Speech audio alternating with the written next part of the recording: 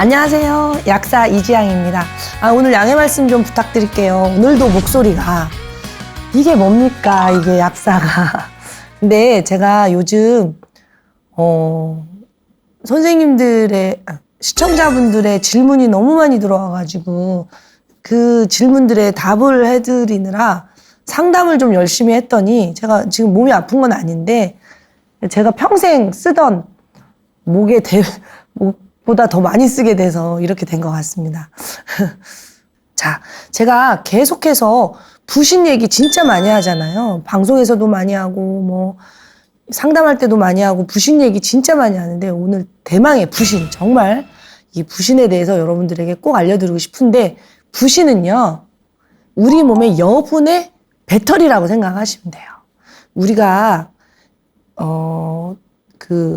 돈이 현금도 있지만 저축을 한 예금도 있잖아요. 그래서 현금 다 써버리고 나서도 저축한 예금까지 다 써버리면 빈털터리가 되잖아요. 그래서 우리 몸도 그렇게 우리 생명활동을 할 수 있게 여분의 에너지를 저장해 놓는 곳이 있어요. 그게 바로 부신이에요. 근데 여러분들 이렇게 은행에 적금을 웬만하면 손 안 대야 되잖아요. 정말 큰일 있을 때. 자, 우리한테 큰일이 뭐예요?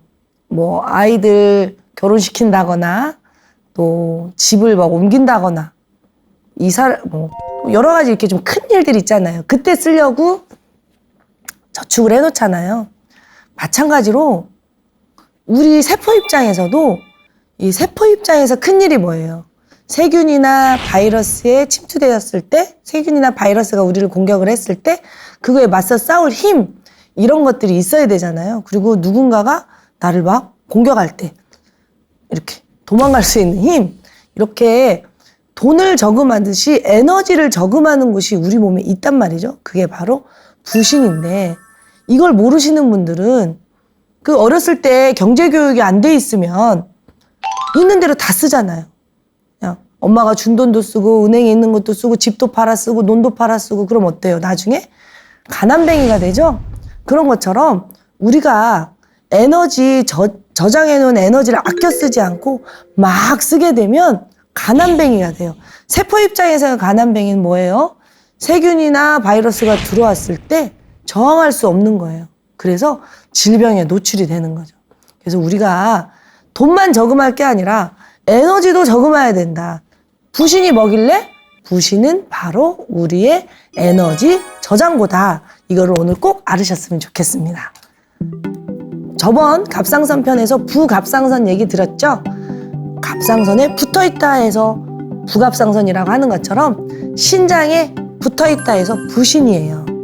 자, 우리가 일 많이 하면 어디가 아파요? 허리가 아프죠? 자, 허리가 아픈 것도 있지만 사실은 부신에서 쉬어라고 보내는 신호일 수도 있어요.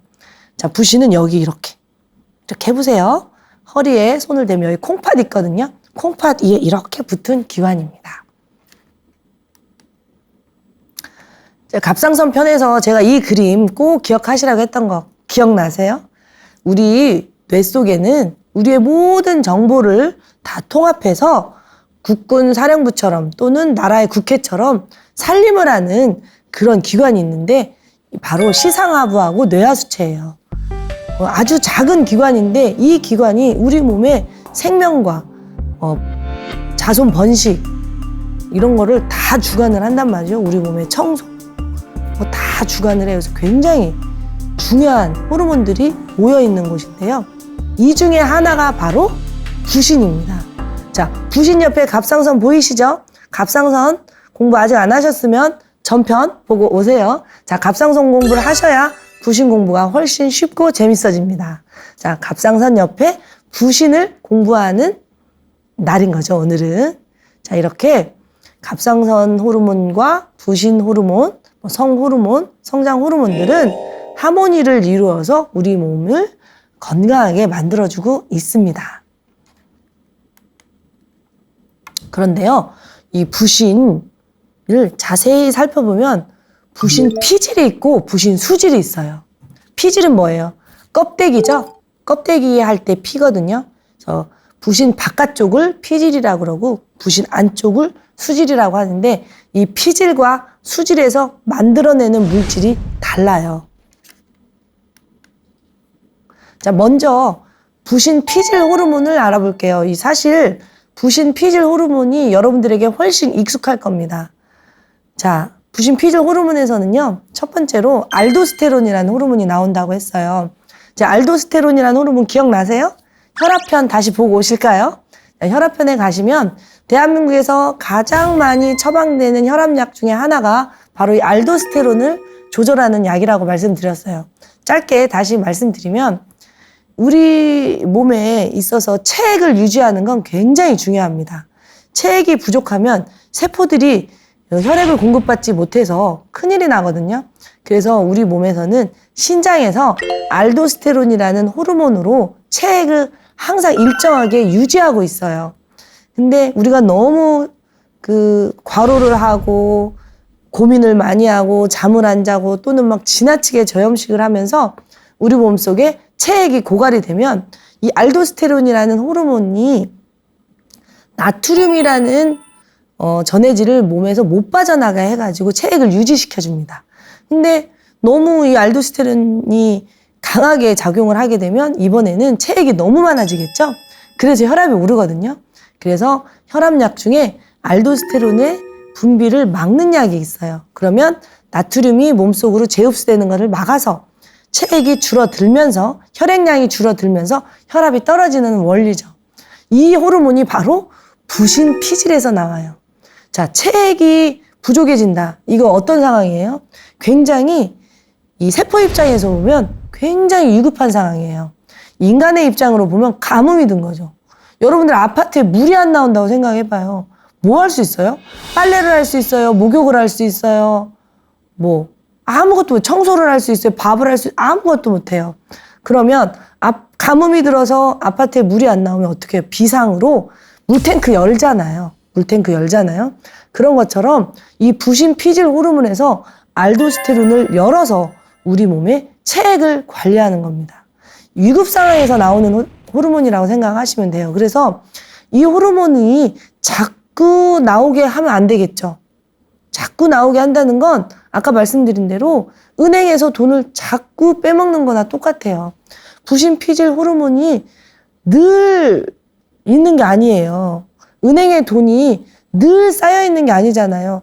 빼쓰다 보면 톡 떨어지잖아요.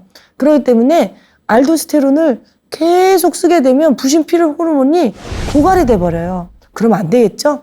그래서 제가 평소에 체액 관리를 해야 된다라고 말씀을 드린 거예요. 자, 체액 관리의 중요성에 대해서 제가 말씀드렸죠? 안 보신 분은 가서 보고 오세요. 자, 두 번째로 모든 영상에서 제가 엄청 많이 말씀드린 호르몬이 있을 거예요. 바로 코티솔입니다. 코티솔은 부신 피질 호르몬에서 가장 많이 나오는 호르몬인데요. 이 코티솔이 왜 부신 피질 호르몬에서 가장 많이 나오냐. 우리의 사느냐 죽느냐를 우리가 사느냐 죽느냐를 결정하기 때문이죠. 자, 코티솔은 누차 말씀드렸기 때문에 이렇게 말씀드리고요. 또 바로 더 자세히 말씀드리겠습니다. 그리고 부신 피질 호르몬에서 나오는 게 굉장히 중요한 호르몬이 있어요. 바로 안드로겐이에요. 이 안드로겐이 뭐냐면 성 호르몬이죠. 내가 남자인가, 내가 여자인가, 내가 엄마가 될 것인가, 내가 아빠가 될 것인가를 결정하는 아주 중요한 호르몬이에요. 바로 여성에게는 에스트로겐, 남성에게는 테스토스테론이죠. 이 에스트로겐과 테스토스테론을 만들어주는 호르몬이 안드로겐인데 이 호르몬이 바로 부신에서 나온다는 거예요. 자, 알도스테론, 코티솔, 안드로겐이 부신에서 나온다를 머릿속에 꽉 외우고 시작을 하는데요. 여러분들 에스트로겐하고 테스토스테론이 남자 몸에도 있고 여자 몸에도 있다는 거를 아셔야 됩니다. 에스트로겐은 여자한테만 있고 테스토스테론은 남자한테만 있고 이게 아니에요. 에스트로겐은 여성이 좀 많고 테스토스테론은 좀 적고 남성은 테스토스테론이 좀 많고 에스트로겐은 좀 적고 이 차이지 여성의 몸에도 테스토스테론이 있어야 건강하고 남성의 몸에도 에스트로겐이 있어야 건강해요. 균형이죠. 균형이 중요해요. 부신 수질 부신의 속질에서 나오는 호르몬은 에피네프린과 노르에피네프린이 있는데요. 이게 굉장히 중요합니다. 이 에피네프린이라는 호르몬이 있어야 우리가 근육이나 심장이 일을 하기가 좋고요. 또 기관지도 일을 하기가 좋아요. 자, 노르에피네프린이라는 호르몬도 나오지만 이 부신 수질에서는 에피네프린이라는 호르몬이 훨씬 많이 나와요. 자, 이 그림 보시겠지만 노르에피네프린은 에피네프린에 비해서 하나가 없죠. 뭐가 없냐? CH3. 이게 없어요. 좀 어려울 수도 있는데 전 이런 게 재밌더라고요. 노르가 NO 없다란 뜻이거든요. 뭐가 없냐? CH3 메틸기가 없는데 이 하나 차이가 엄청 커요. 부신 수질이 고갈이 되신 분들은 에피네프린이 잘 안 나와요.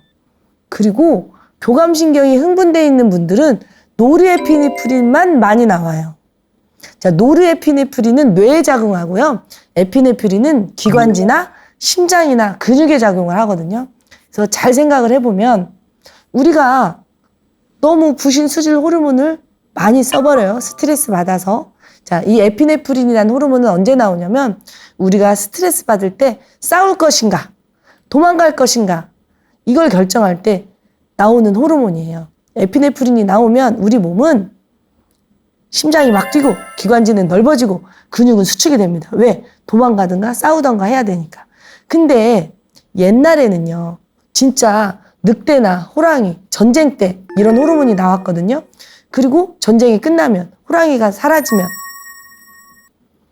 호르몬이 없어졌단 말이에요. 그러니까 부신 수질을 그렇게 많이 쓰질 않았어요. 그리고 오래 살지도 않았어요. 옛날에는 수명이 짧았어요.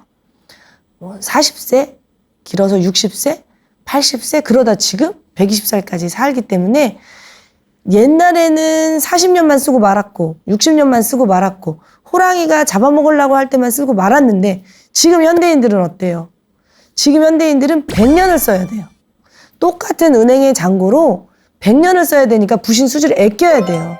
이 에피네프린을 아끼지 않으면 너무 스트레스 받고 너무 과로하고 너무 이렇게 해서 이거를 빨리 써버리면 기관지가 좁아지고 근육이 계속 수축이 되면서 또 심장이 계속 떨리면서 질병에 노출이 된단 말이에요. 그리고 정말 필요할 때 내가 정말 숨을 쉬어야 될 때는 기관지가 확장이 안 되고 내가 정말 뛰어야 될 때는 근육이 움직여지질 않고 심장이 내 맘대로 막 움직이게 되는 그런 질병에 노출될 수가 있단 말이에요.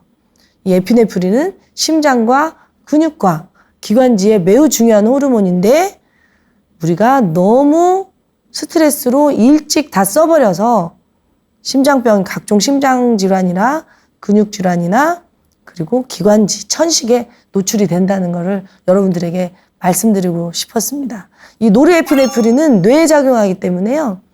이 부신 수질이 고갈이 되더라도 교감신경이 흥분이 되면 노르에피네프린은 계속 나오거든요. 그래서 제가 이렇게 살펴보니까 많이 질병에 시달리시는 분들도 뇌활동은 굉장히 살아있으세요. 그러니까 걷기는 힘들고 숨쉬기도 힘든데 뇌활동은 계속 살아있거든요. 그러니까 굉장히 이렇게 총기가 있으시고 생각이 많으시고 공부도 열심히 하시고 그러는 이유가 우리가 뇌가 혈액을 가장 많이 쓰는 기관이에요. 노르에피네프린은 우리의 혈액을 뇌로 몰아주는 호르몬이다. 이렇게 이해하시면 돼요. 자, 여러분들 코티솔에 주기가 있는 거 혹시 알고 계십니까? 아침에 우리가 누워있다가 아침에 일어날 수 있는 이유는요. 우리 몸속에서 아침에 코티솔이 가장 많이 나와주기 때문이에요. 이 그림을 보세요. 6시에서 9시 사이에 코티솔이 가장 많이 올라와요. 자, 이게 건강한 사람들은 아침에 일어나기가 쉽죠. 코티솔은 뭐냐면 여분의 에너지라고 그랬잖아요. 내가 누워있는데 아직 밥을 먹기 전이잖아요. 음식을 먹지 않아도 코티솔이 충분한 사람은 여분의 에너지 우리를 이렇게 세워줘요. 세워주기 때문에 코티솔이 충분한 사람은 아침에 일어나기가 쉬워요. 그런데 코티솔이 떨어져 있는 사람은 집에 돈이 하나도 없는 거예요. 현금도 없고 은행에 돈도 없고 그럼 먹을 게 없는 것처럼 에너지가 없어서 아침에 일어나기가 너무 힘들어요. 아침에 너무너무 일어나기가 힘든 분들은 내가 코티솔이 부족하다. 이렇게 생각하시면 돼요. 사실 인간이 일어나서 활동한다는 게 쉬운 일은 아니에요. 왜냐하면 중력이 항상 우리를 이렇게 끌어당기잖아요. 중력, 힘이잖아요. 중력보다는 큰 힘이 있어야 우리가 중력을 이기고 일어날 수 있어요. 중력보다 힘이 없을 때 어때요? 우리는 중력에 사로잡혀서 눕고만 싶잖아요.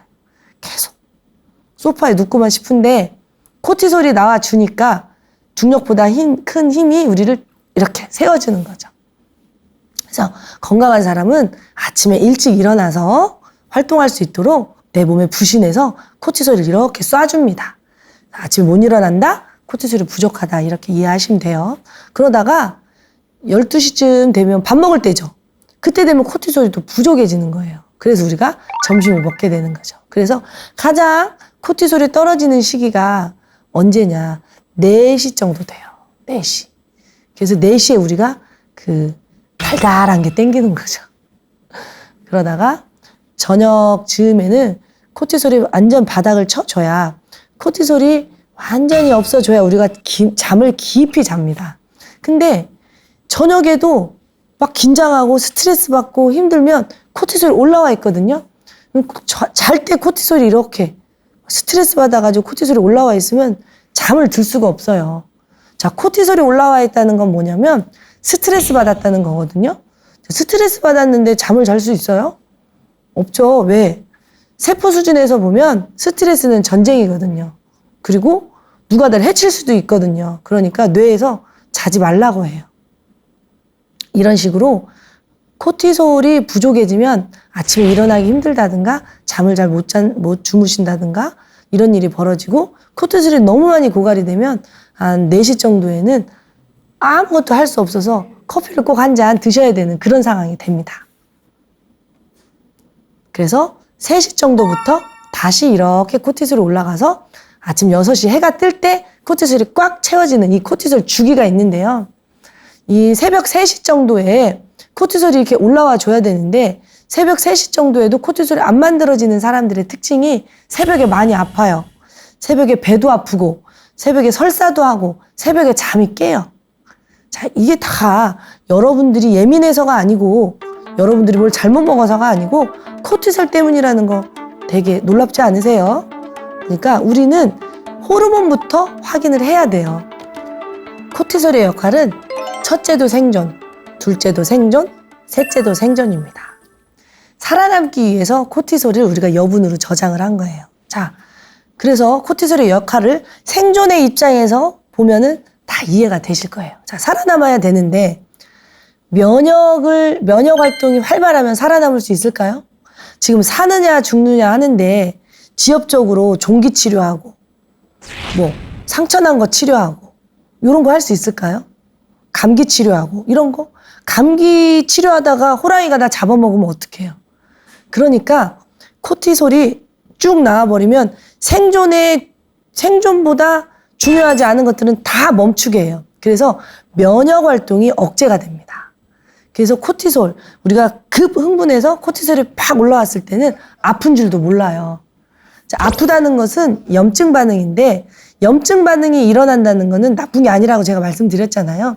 염증 반응이 일어나야 세포가 복구가 되니까요. 면역세포는 항상 염증을 통해서 우리 세포를 정리하고 있거든요. 근데 그 반응을 멈추게 하는 거예요, 코티솔이. 그래서 우리가 열심히 활동하고 긴장하고 뭔가 집중하고 있을 때는 면역이 억제가 됩니다.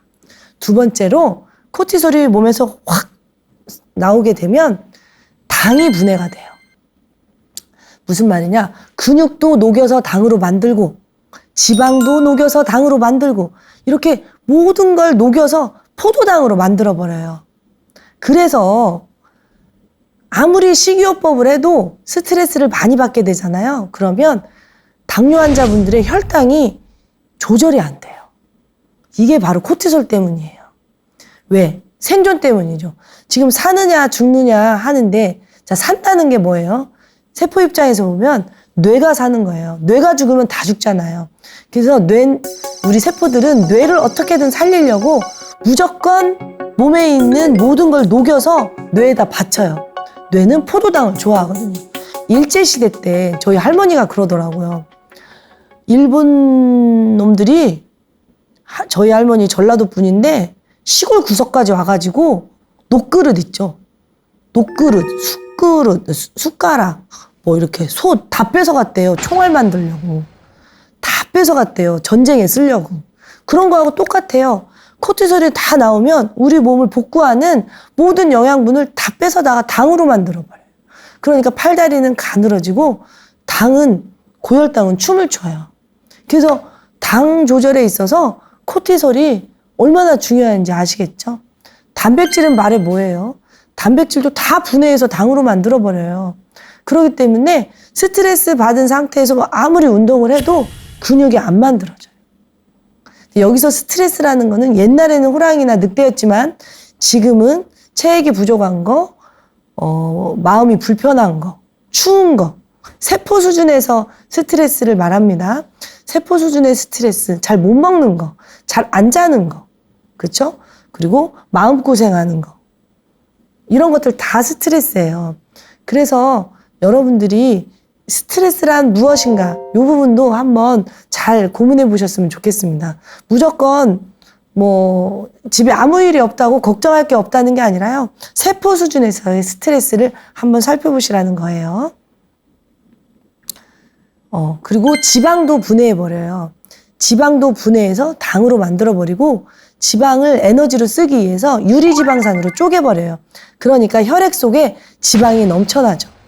코티솔이 많으면 혈액 속에 지방이 넘쳐나기 때문에 혈액이 지저분해져요. 자, 지방은 제가 뭐라고 그랬죠? 지방은 산소하고 친하다고 그랬죠? 지방이 산소하고 친하면 어때요? 산패가 돼요. 고기가 잘 썩는 것처럼. 혈액이 산패가 되면 뭐예요? 염증이죠. 이 혈액이 지구 2바퀴 반인데 지방이 산소하고 만나서 산패가 된 게 지구 2바퀴 반을 돈다고 생각을 해보세요. 온몸에 염증이 많이 생기겠죠. 지금은 안 생기는데 막 긴장해 있을 때는 안 생기는데 코티솔이 고갈이 됐을 때 나중에 다 나타나요. 그리고 아까 말씀드린 대로 숙면이 방해가 됩니다. 이 코티솔이 잘 때 많이 나오면 잠을 깊이 못 자는 특징이 있고요. 코티솔을 너무 써버려서 나중에 코티솔 고갈기가 오거든요. 그래서 코티솔이 너무 부족해지면 깊은 잠을 못 자는 특징이 있어요.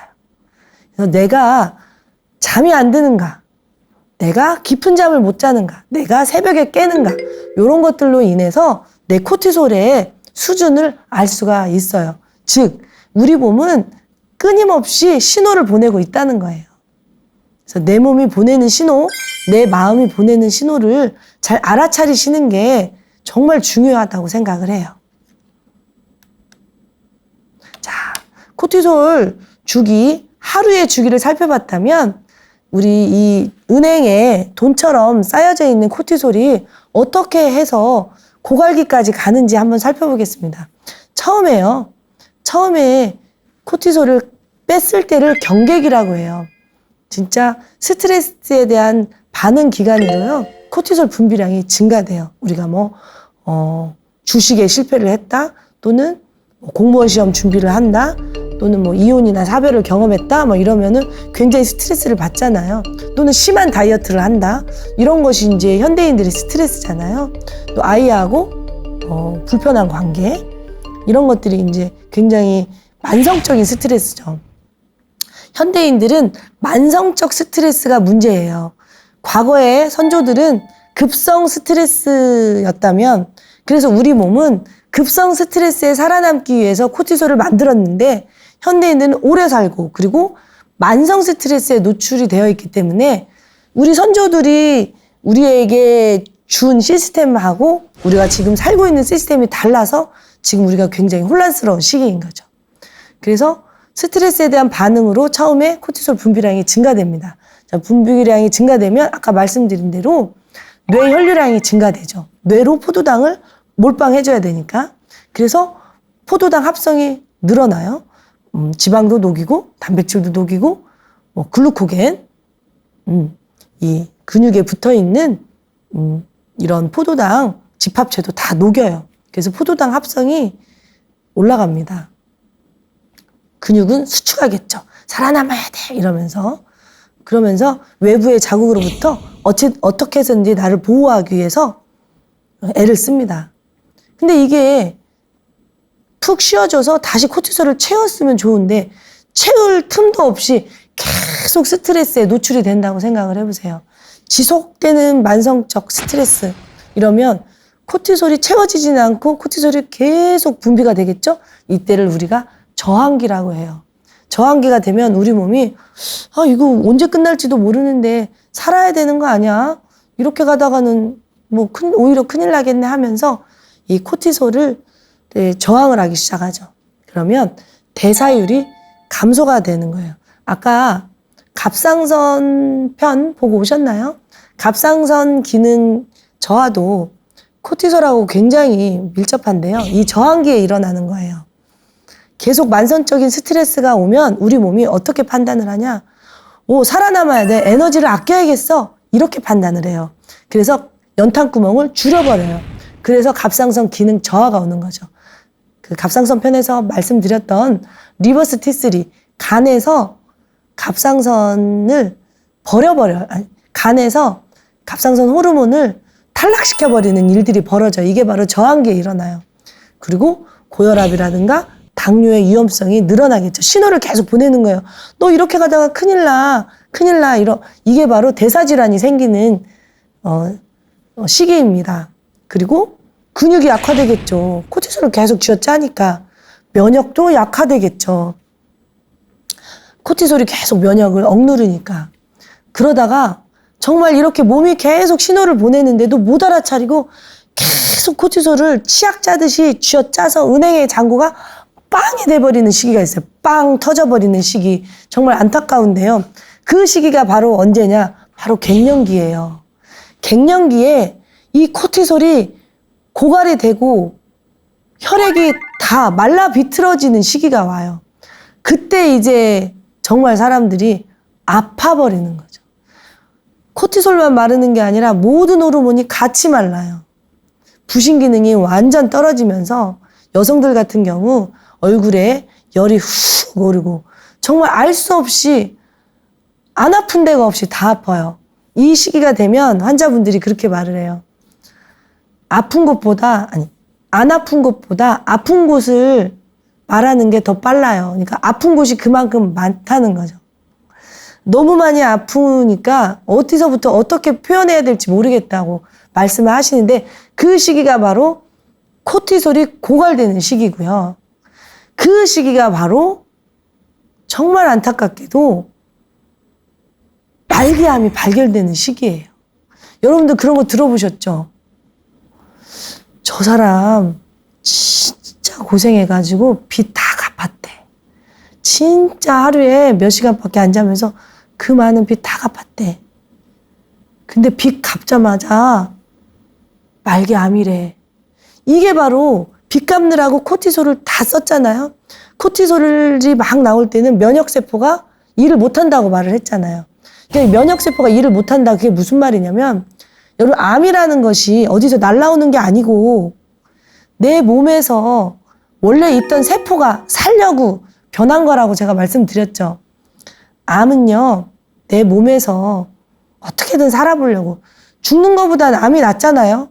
세포 수준에서 생각해보세요. 세포 수준에서 괴사돼서 썩어서 없어지는 것보다는 암으로라도 생존하는 게 나으니까 암세포로 변한 건데, 그래서 또 그렇게 볼 수도 있지만 우리 몸은 끊임없이 낡은 세포는 떨어져 나가고 새로운 세포가 재생이 되고 있는데, 이 새로운 세포가 재생이 될 때 항상 불량품이 나와요. 항상 그렇잖아요. 우리가 완벽하게 뭘 처리를 못하니까.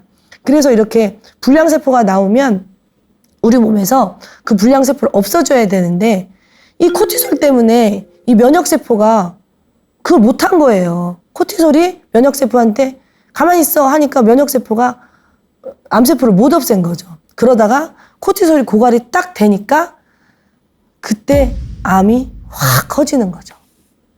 미리미리 암을 없애는 세포들이 우리 면역세포들이 있거든요. 코티솔이 적당히 나오고 면역세포도 적당히 일을 했더라면 이렇게 암이 커지는 것을 방지를 했을 텐데 코티솔을 너무 쥐어짜니까 그리고 긴장이 풀리니까 이렇게 면역활동을 하면서 암이 너무 커져서 손을 못 쓰는 그런 시기가 옵니다. 코티솔이 얼마나 중요한지 아시겠죠? 그래서 여러분들 돈만 저축하려고 하지 마시고 살면서 코티솔을 저축을 하셔야 돼요. 옛날에는 짧고 굳게 살자였잖아요. 그때는 그랬죠. 평균 수명이 짧았으니까. 그러나 이제는 안 돼요. 이제는 짧고 굳게가 아니고 가늘고 길게 살아야 됩니다. 가늘고 길게. 근데 유병장수 할 거예요? 무병장수 해야 될 거 아니에요. 무병장수 하려면 가늘고 길게 무병장수 하려면 코티솔을 아껴야 돼요. 아이들에게 건물을 남겨주고 돈을 남겨주려고 하지 마시고 코티솔 관리법을 알려주셔야 돼요. 자, 그러면 우리가 어떻게 코티솔을 관리할 수 있을까요? 일단은요, 몸이 보내는 신호를 알아차리시면 돼요. 이 세상에 생명력이 아예 없는 사람이 없어요. 그러니까 죽기 전까지 우리는 누구나 어디든 아프고 누구나 생명력이 있다는 뜻이에요. 생명력이 있는 사람은 부신을 살릴 수가 있어요. 그러니까 시간이 좀 걸리더라도 다시 일어나서 사업에 성공하듯이 다시 차근차근 부신을 채우는 겁니다. 자, 그러기 전에 신호를 알아야겠죠?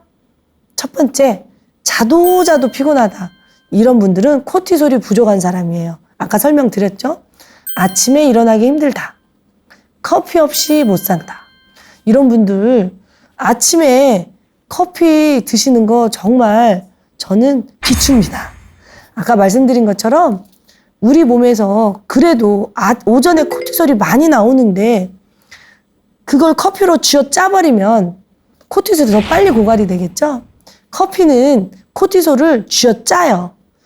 그래서 커피를 계속 마시게 되면 코티솔은 계속 고갈이 되게 돼 있습니다.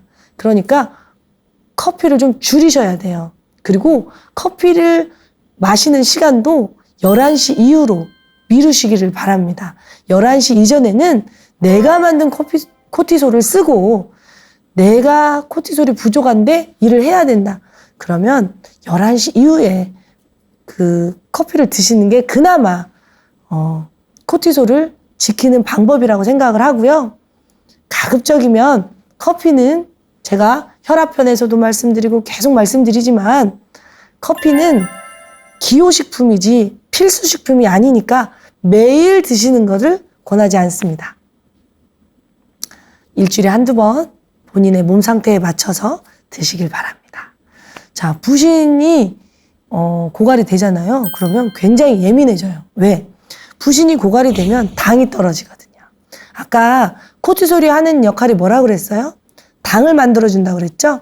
부신이 고갈이 되면 당을 못 만들어주니까 뇌에 당이 안 들어오면 뇌가 저혈당에 빠져서 굉장히 예민해져요. 그렇기 때문에 내가 좀 배고픈 걸 못 참고 예민해지면 빵을 먹어야겠다, 과자를 먹어야겠다 이렇게 생각할 게 아니라 내가 코티솔이 부족해졌네 이렇게 알아차리셔야 돼요. 자, 요즘 저희 아이들도 그렇고 이 사실 부신 피로 증후군이 한 40, 50대에 생기는 건 어찌 보면 당연한 일일 수도 있잖아요. 우리가 너무 뭐 출산과 육아와 또 뭐 직장생활 이런 걸로 에너지를 많이 썼으니까.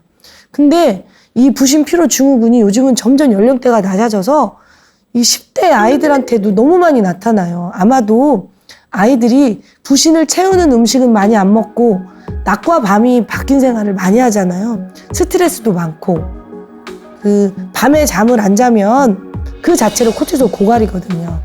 그러다 보니 아이들이 달고 짜고 매운 음식을 엄청 탐닉하더라고요. 전 되게 걱정이 돼요. 그러면 그럴수록 아이들이 코티솔이 고갈이 돼서 우리가 40, 50대에 노출되었던 질병이 20, 30대로 낮아지고 있어요. 그리고 이유 없이 아픈 거 있죠. 병원에 가서 검사를 했는데 나타나진 않는데 나는 아픈 거. 여기저기 막 아파요. 돌아다니면서 아프고 이런 것도 부신피로 증후군의 신호입니다. 아까 말씀드린 것처럼 배고픈 것을 못 참아요. 저혈당이죠.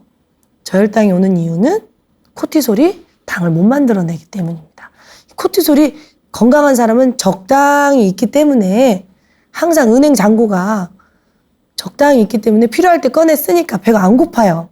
그런데 코티솔이 부족한 사람들은 하루 벌어 하루 사는 하루살이처럼 음식을 안 먹으면 배고픈 걸 못 참아요.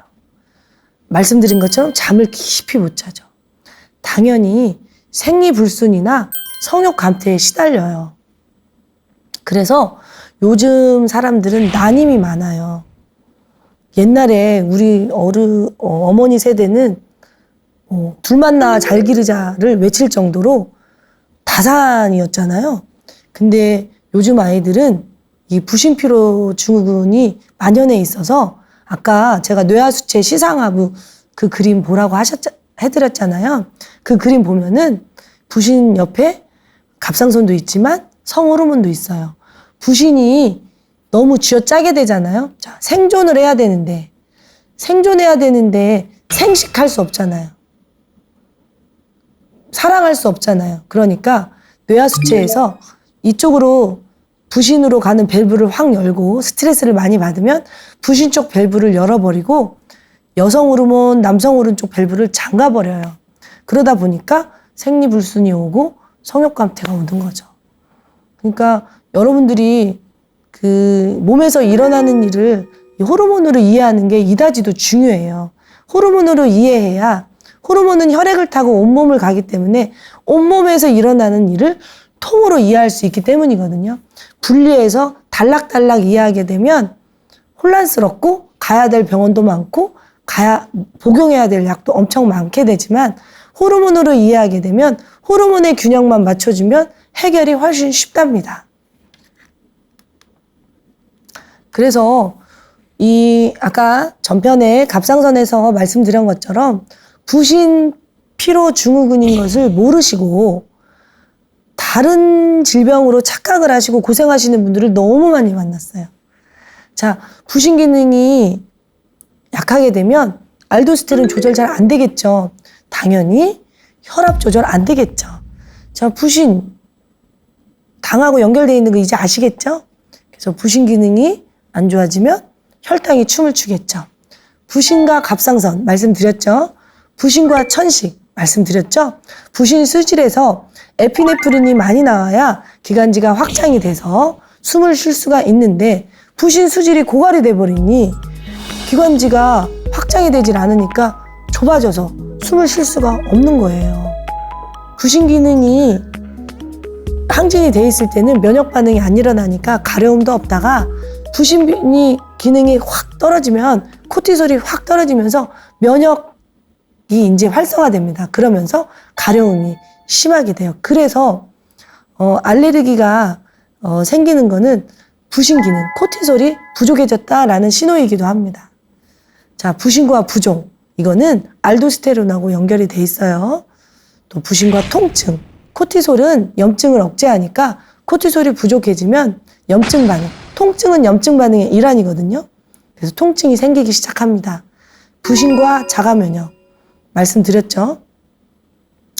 면역과 부신이 연결이 돼 있으니까. 그래서 알러지 증상을 개선하고 혈압을 잡고 혈당을 잡고 갑상선을 개선하고 천식을 개선하고 자가 면역 질환을 개선하고 싶으시면 부신 호르몬을 채워야 돼요. 이게 기본이에요. 부신 호르몬, 코티솔과 에피네프린을 채우셔야 이것들의 조절이 쉬워요. 근데 어때요? 현대인들은 혈압은 혈압약, 혈당은 당뇨약, 갑상선은 갑상선약, 약이 이만큼씩 늘어나잖아요. 그래서 여러분들 이 방송 보시고 자신감을 좀 얻으셨으면 좋겠습니다. 왜냐하면 부신 호르몬은 약으로 채우는 게 아니에요. 내가 먹는 거, 내가 자는 거, 이런 내가 할 수 있는 거거든요. 누구도 할 수 없고 나만이 할 수 있다는 건 할 수 있다는 거잖아요. 막 이 부신을 채우기 위해서 여기저기 막 알아보고 돌아다닐 필요가 없다는 거잖아요. 내 스스로 할 수 있다는 거잖아요. 얼마나 감사한 일이에요. 자, 부신 어떻게 채우는지 계속 같이 살펴볼까요? 부신 고갈의 주범은요, 약물 오남용이 있어요. 너무 많은 약을 드시면 그 약을 해독하기 위해서 코티솔이 많이 쓰여져요. 과로에도 그렇고요. 잠을 못 자도 그렇고요. 스트레스 받아도 그래요. 또 나쁜 음식, 술, 담배, 인스턴트, 첨가물, 나쁜 음식 드셔도 그렇고요. 또 심한 다이어트를 해도 그래요.